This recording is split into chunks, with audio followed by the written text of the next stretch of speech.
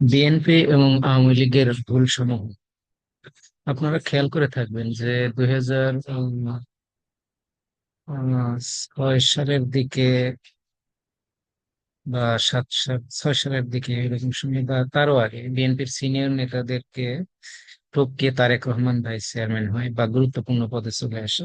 বিএনপির প্রতিষ্ঠাতা সদস্য বদরুদ্দোজা চৌধুরী, মান্নান ভূঁইয়া, আহ কর্নেল অলি আহমেদ এবং এই জাতীয় লোকগুলারে সাইড সাইড করে তারেক রহমান হচ্ছে ক্ষমতার কেন্দ্রবিন্দু হয়ে যায়। এতে যে সমস্যাটা হয় যে ওইসব নেতাদের জ্ঞান, তাদের টেকনিক, তাদের রাজনৈতিক প্রজ্ঞা, এই সব কিছুই আসলে অস্বীকার করা হয় এবং তারেক রহমানের মতো একজন মোটামুটি কেবল তরুণ, যিনি রাজনীতির মারপ্যাচ অতটা বোঝেন না বা জনগণের সাথে তার সম্পর্ক অতটা হয়ে ওঠেন, তারপরেও তিনি হয়ে যান ক্ষমতার কেন্দ্র।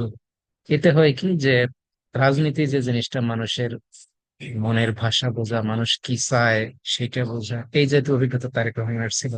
সিনিয়র নেতাদের বাদ দিয়ে তারেক রহমান নেতা হয়ে যাওয়ার অর্থ হলো যে দল তখন জনগণ থেকে বিচ্ছিন্ন হয়ে যায়।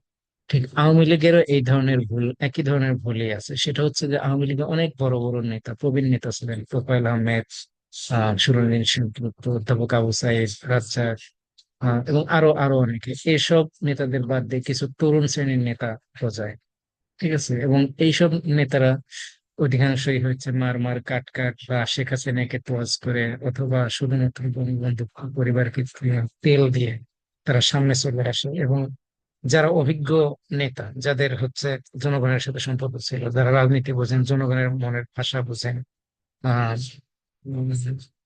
বা আরো অনেক কিছু বোঝেন, তাদেরকে পাশ কাটিয়ে ওইসব সুটকো শ্রেণীর ধান্দাবাজ নেতাগুলোর সামনে চলে আসে। এবং যার ফলে আওয়ামী লীগ জনগণ থেকে বিচ্ছিন্ন হয়ে যায়, মানুষের চাওয়া পাওয়া কি সেই জিনিসটা আসলে বুঝতে পারেন বা বোঝার চেষ্টাও করতে দেওয়া হয়।